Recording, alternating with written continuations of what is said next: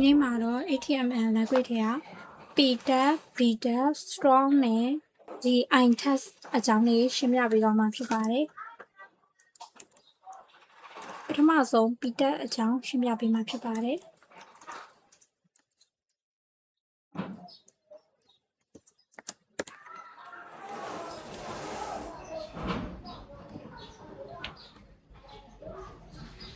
ဒါကတော့ paragraph ပါတကယ်လို့ကိုက website မှာစာတွေပါရေးချင်တယ်ဆိုရင်ဒီ PTAG နဲ့ရေးရဖြစ်ပါတယ်။နောက်တစ်ခုကကြတော့ B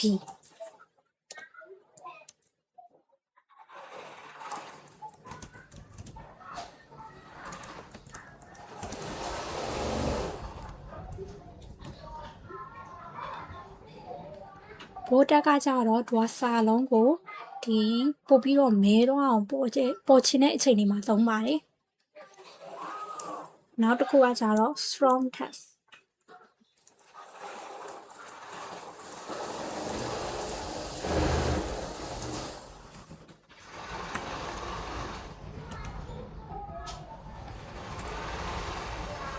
strong တက်ကကြတော့ဒီဘိုးထက်နဲ့အတူတူပဲပေါ့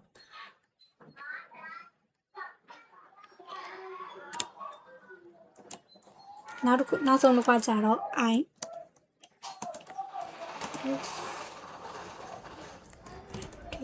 test ဒီထက်မှာဆိုရင်စာတွေကပုံမှန်စာထက်နည်းနည်းလေးစောင်းသွားမှာဖြစ်ပါတယ်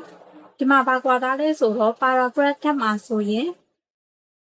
တကြောင်ကြော်တယ်ဒီ bold text strong text နဲ့ article တက်မှာဆိုရင်တကြောင်မကြော်ဘူးအကယ်လို့တကြောင်ကြော်ချင်ရင်ဒီ br text တွေကိုသုံးမရမှာဖြစ်ပါတယ်